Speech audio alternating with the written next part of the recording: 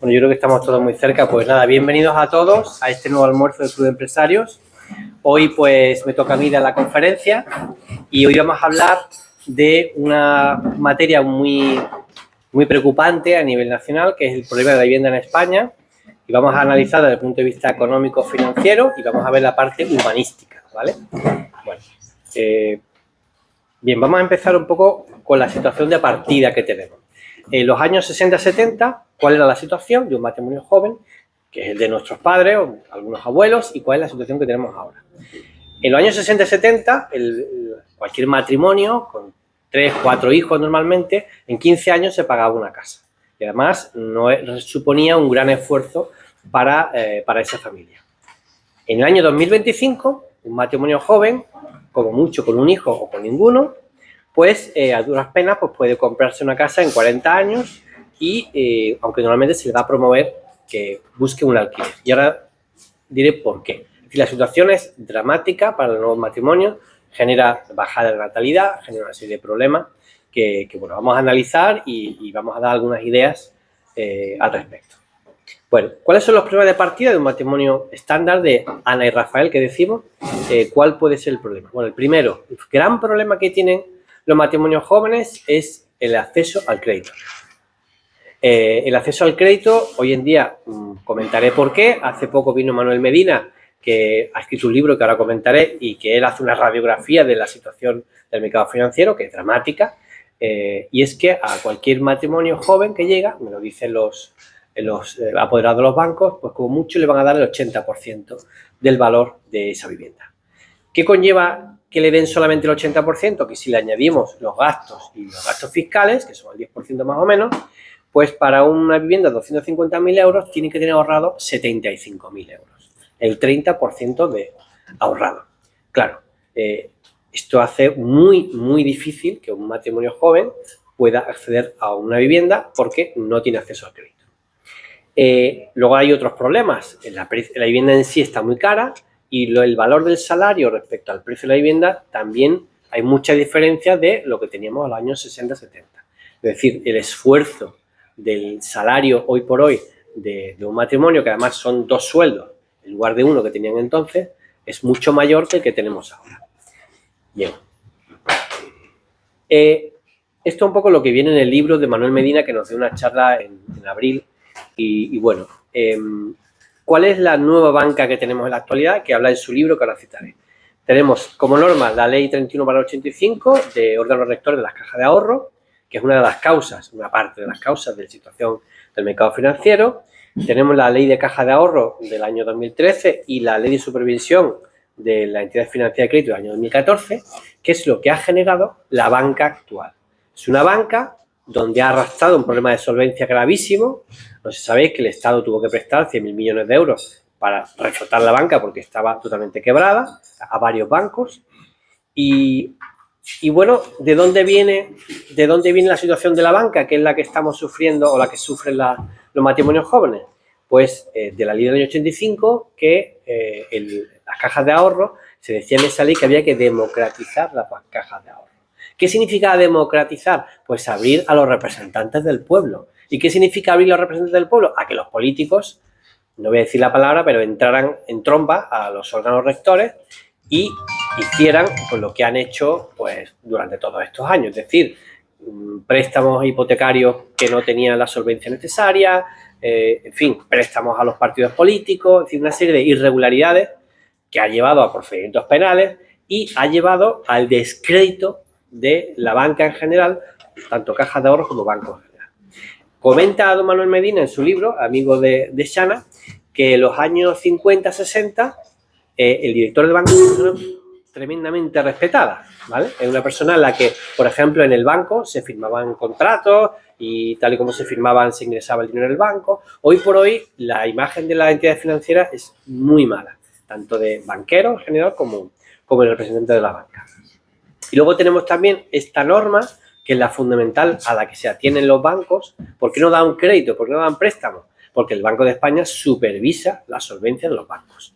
Yo he llevado muchas ejecuciones hipotecarias, años 2004, 2005, 2010, y todos son de préstamos que hacían los bancos, donde, concretamente de Caja Sur, donde prestaban el 100 o el 110% del valor del inmueble, y cuando llegaba un momento que decía el cliente, pues yo te doy la llave banco, como tú me la has prestado, yo no he puesto nada, ahí tiene el bien inmueble. Y los bancos han perdido muchísimo dinero con esa mala práctica. Es decir, tenemos una parte los órganos rectores de las cajas de ahorro y tenemos la mala práctica de los bancos en general, que lo han hecho muy mal en los años de bonanza. Y ahora se están sufriendo las consecuencias, es decir, no hay solvencia suficiente para acceder a una vivienda, que es uno de los problemas. ¿Qué ha pasado, por ejemplo, en Málaga, en Soliva? Ahí hay una promoción de viviendas protegidas donde no se podían vender porque los bancos no daban crédito. Entonces, como no daban crédito, no había que comprar las casas de vivienda protegida y por lo tanto, las viviendas protegidas al final se hicieron libres. Por tanto, el primer problema para mí, el fundamental, salvo que me corrijan los banqueros, es la falta de solvencia de las entidades financieras para que, digamos, que el crédito fluya para el acceso a una vivienda. Este es el libro. Este es el libro de don Manuel Medina, es el típico libro que de tantos que te regalan, y digo, un día voy a estudiarlo porque a ver si don Manuel Medina cuenta lo que me interesa saber y es qué es lo que ha pasado con la banca, y lo cuenta perfectamente. Este señor nos lo contó, lleva 40 años en la banca, empezó de ujier hasta llegó a jefe de los servicios jurídicos de un montón de bancos, digamos, con oficinas por todo el mundo, y bueno, este libro lo recomiendo, te digo, muchos de vosotros estuvisteis aquí en su conferencia y la verdad que es muy bueno para entender por qué los bancos están como están ahora. Bien, fiscalidad inmobiliaria, el problema que tenemos, bueno, aquí muchos sabéis más que yo, mi hermano por ejemplo, la fiscalidad inmobiliaria ronda al final el 10% entre el ITP, que el ITP estamos hablando de Andalucía, pero en otras regiones son el 8%. Actos jurídicos documentados, gastos de notaría, gastos de propiedad, gastos bancarios, seguros, tasaciones, y no metemos aquí el abogado, que también, pues todo esto se va al 10%. Entonces, sumamos el 20% para el banco y 10% de gastos y fiscalidad inmobiliaria y nos da un 30% que hoy por hoy los matrimonios que quieren hacer su nueva vida, pues lo tienen muy difícil. Bien. Causas de la falta de la oferta por el precio de la vivienda. Bien, otro de los problemas que tenemos es que hay, como consecuencia de esto, que hay una falta de oferta. No hay oferta suficiente. Y al no haber oferta suficiente y mucha demanda, pues entonces los precios suben. Ese es otro problema. Este es un cuadro del Ministerio de Fomento, que es muy interesante. Esas líneas son mías, las he hecho yo. Y fijaos, en rojo están los picos de construcción de vivienda en los dos puntos máximos. Primero, el año 75, que arrastraba todo lo que eran los años 60, los años del desarrollismo, digamos, de todo lo que es el crecimiento de España en aquellos años fue espectacular. Y luego tenemos los años del año 2005-2006, rondando las 600.000 viviendas. Menos que el 75, pero también un pico muy alto. Y luego tenemos vivienda protegida en azul. En azul vemos el pico más alto, está aquí, que es en el año 63, 64, 65, que se llegaron a construir 200.000 viviendas al año. Eso es lo que se construía, es un ritmo frenético. Vivienda protegida, ¿vale? Protegida. Era el 90% de toda la vivienda que se construía en España en el año 63, 64, 65 era protegida.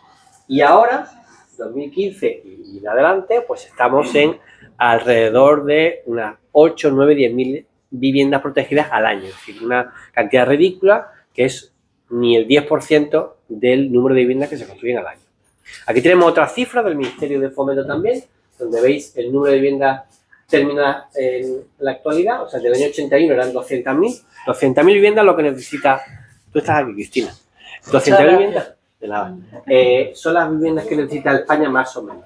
Pues ahí vemos cómo llegamos en los 97 a 300.000, en el año 2004 a 500.000, año 2006 600.000, y vemos cómo desde el año 2011 pues han caído en picado. Tiene 79.000, 50.000, 49.000, hasta 2023 que se construyeron 90.000 viviendas. Es decir, 90.000 viviendas frente a una demanda de 200.000 viviendas. Entonces, claro, hemos tenido en 2004-2005 un exceso de oferta, es decir, los bancos no saben qué hacer con las viviendas, y llevan a los ocupa y demás, y ahora tenemos todo lo contrario. Ahora tenemos el dato de que hay una falta de vivienda. Y esa falta de vivienda es lo que está generando pues, el incremento del precio. Y vemos en vivienda protegida, en el año 81 eran 100.000 más o menos, y como ahora son unas 8.600. El año 2023, además, da la casualidad de que el gobierno aprueba la ley de vivienda protegida, la ley por el derecho a vivienda, que lo que hace es aumentar el porcentaje de cesión para vivienda protegida, sabiendo perfectamente estos datos, con lo cual sabía que aumentar del 30 al 40% la cesión de vivienda protegida no iba a traer nada, era una medida puramente de imagen.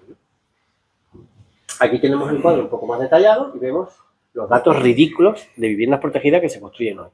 ¿Por qué son estos datos así? En parte yo entiendo que es por la falta de crédito de las entidades de crédito. ¿En parte por qué? Bueno, pues en parte también porque las administraciones públicas también tienen su papel de responsabilidad, porque deben facilitar que salgan viviendas al mercado y salga suelo al mercado. Lo hablaba antes con Jorge de cuánto se tarda en que un suelo limpio, inmaculado y urbanizable se convierta en un suelo edificable. Pues tarda mucho tiempo. ¿Y por qué? Porque los trámites son muy complejos. Bien, por tanto, esos son mis números personalmente. El exceso de viviendas que había en 2008 era de 600.000 viviendas que sobraban, que tenían los bancos y que, bueno, pues poco a poco lo han ido vendiendo. Y yo creo que ahora, más que las 600.000 que está haciendo el Banco de España, yo creo que hay 1 millón. Hay una demanda de 1 millón de viviendas, más o menos. Bien, vamos a ver las causas urbanísticas, ¿vale? Vamos a ver la legislación urbanística.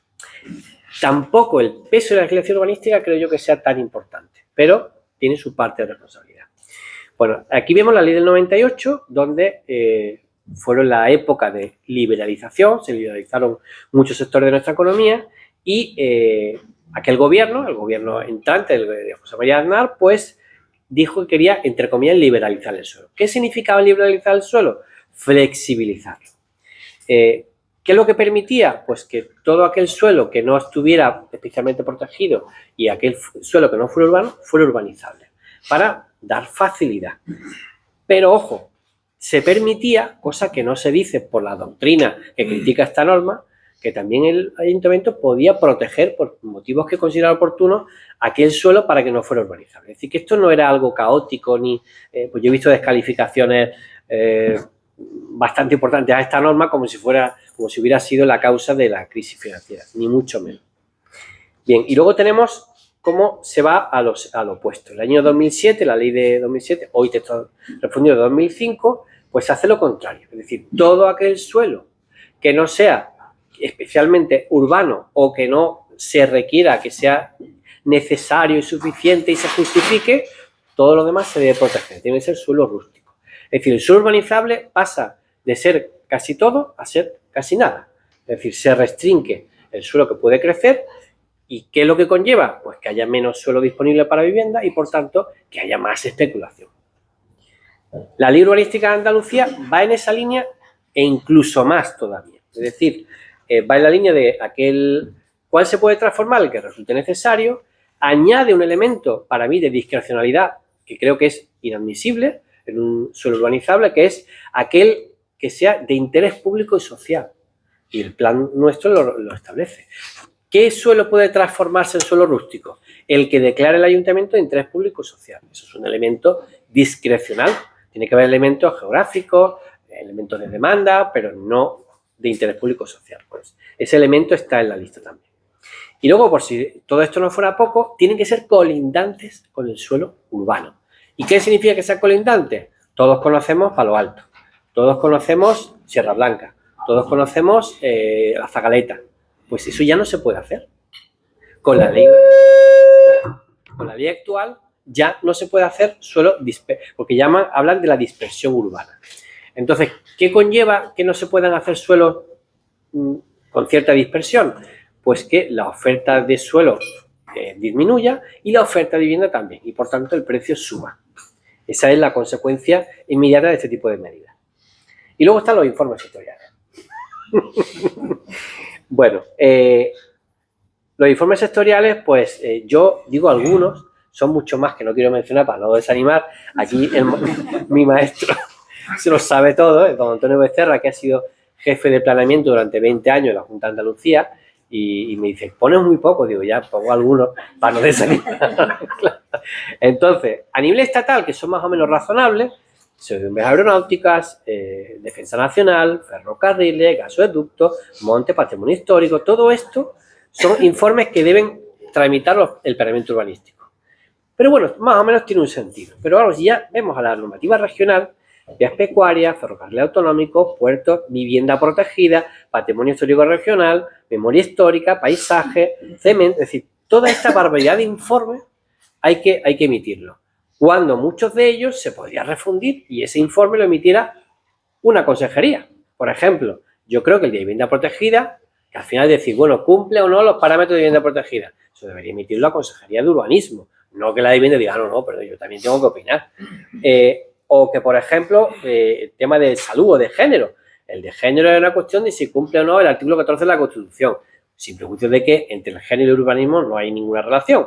Pero si lo hubiera, además lo ha dicho el Tribunal Supremo, que no hay relación, y si la hay, pues que sea el informe de impacto constitucional o legal de la Consejería de Urbanismo que diga, bueno, aquí hay que hay una discriminación, pues que lo diga ese informe, no que haya otra consejería que también tenga que emitir informe. La salud, pues otra consejería que también tiene que emitir informe.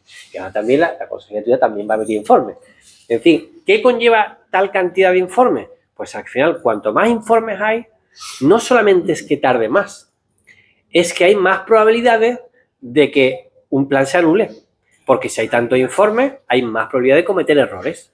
Más informes, más errores. Es así. Entonces, pues, al final llegan los abogados que defienden a un particular y que dicen, pues no me interesa que este plan se apruebe, pues ahí lo tenemos. Caso, por ejemplo, y lo cuento, caso del plan parcial de la zona, el URP-RR7 de Villapadierna. No sé si lo conocéis, Torre Río Real, plan parcial muy interesante, muy bonito y tal. Es un plan parcial mal tramitado. Ambientalmente está mal tramitado. Yo metí un pleito porque le interesaba a un particular para anularlo. Al final llegamos a un acuerdo, nosotros desistimos, pero los ecologistas siguen para adelante. Y los ecologistas van en esa línea.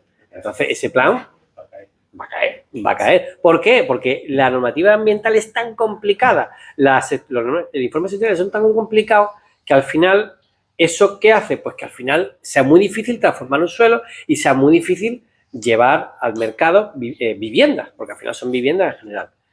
Y ese es el problema. Luego la tramitación ambiental. Pues la tramitación ambiental viene de la normativa europea, viene también de dos normas a nivel nacional, la 2013, la Ley de Evaluación Ambiental, y la Ley 7/2007 de la JICA, de Calidad Ambiental de Andalucía.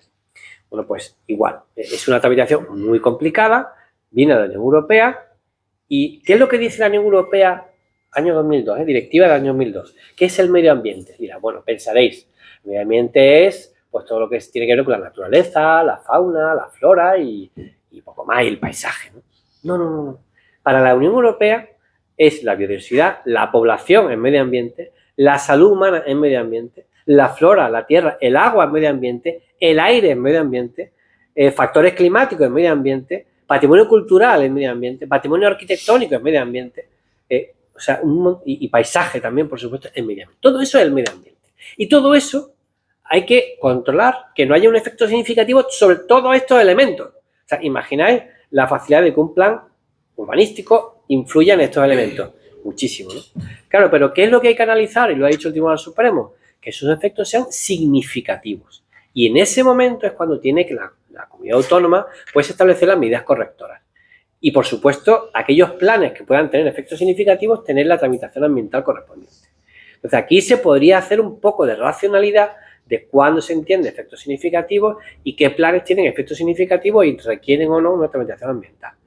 Pero aquí prácticamente una de mis grandes frustraciones aquí en Marbella ha sido un plan parcial que requería cambiar una rotonda y un vial, o sea, dos tonterías, un suelo que estaba prácticamente urbanizado y después de 5 años de tramitación, de 6 en el ayuntamiento, de repente la consejería dice, no, esto requiere tramitación ambiental. O sea, había que cambiar una rotonda y un vial.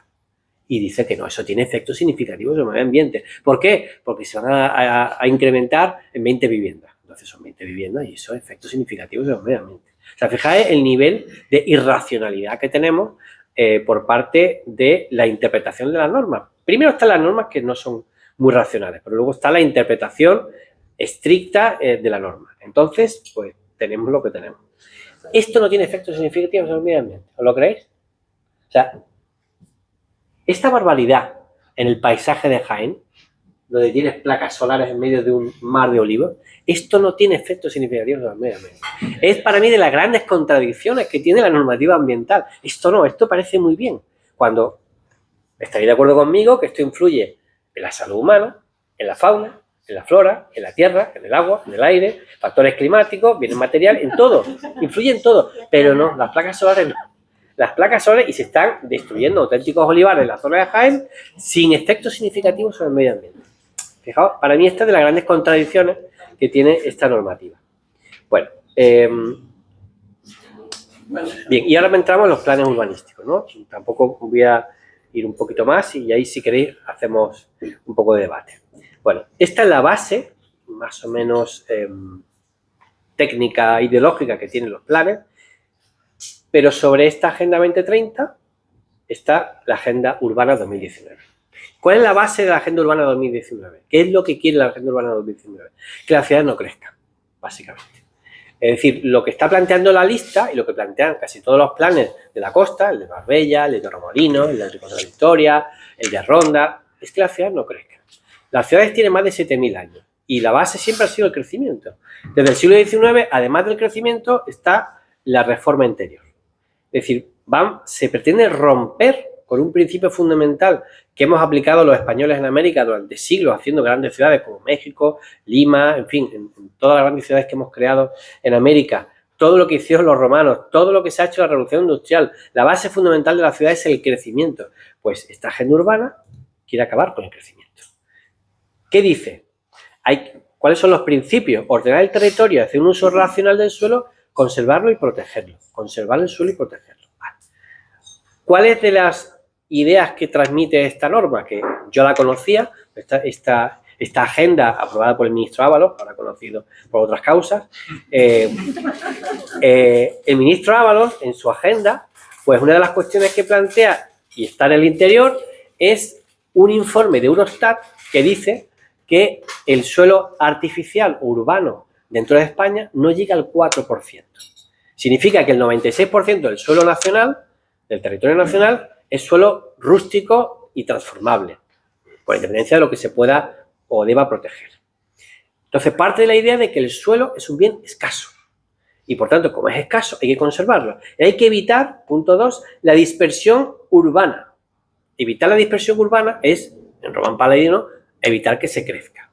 La revitalización de la ciudad existente está muy bien. Para mí uno de los grandes aciertos de la lista, y aquí tenemos al gran maestro que lo ha hecho, es el suelo urbano, revitalizar los suelos urbanos. Eso es lo mejor que hay porque además el promotor, la mayoría de las veces lo que quiere es suelo urbano. El crecimiento, hay pocos promotores, hay poca demanda, no es tan importante, pero debe estar ahí.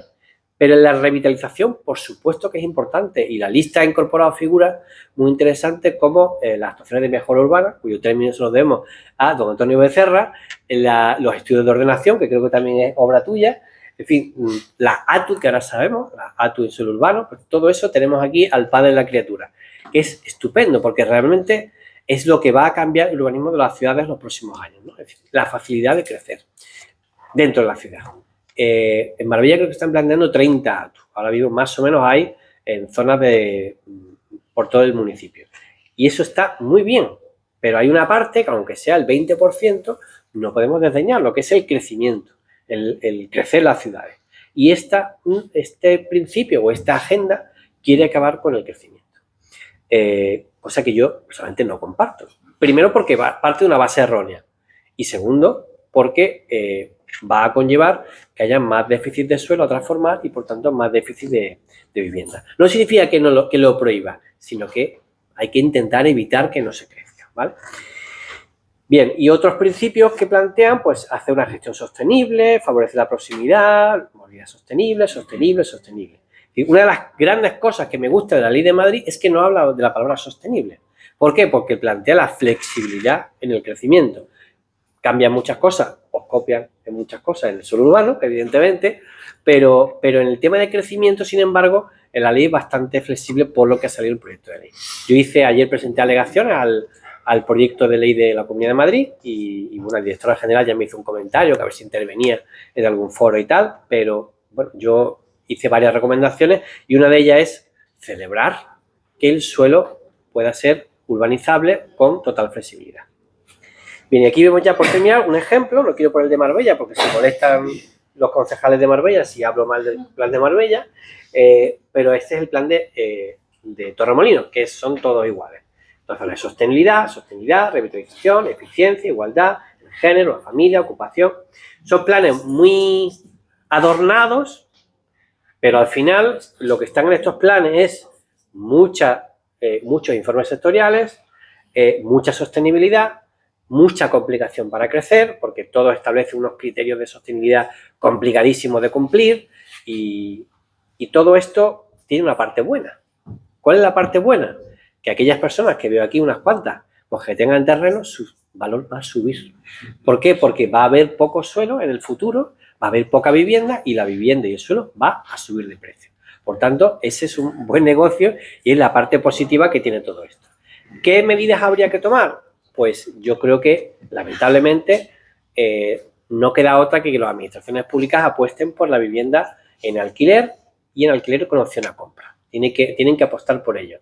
Y luego flexibilizar todo lo que es la tramitación administrativa para hacerla más fácil y que haya más suelo en el mercado, más vivienda y, por tanto, más oferta disponible para nuevas viviendas. Y, sobre todo, pues apostar por una buena gestión de los fondos públicos para destinarlos a lo de verdad importante, que es vivienda, para hacer efectivo el artículo 47 de la Constitución, que establece el derecho de los españoles a una vivienda digna y adecuada. Bien, a partir de ahí yo me someto a vuestras preguntas. Muchas gracias.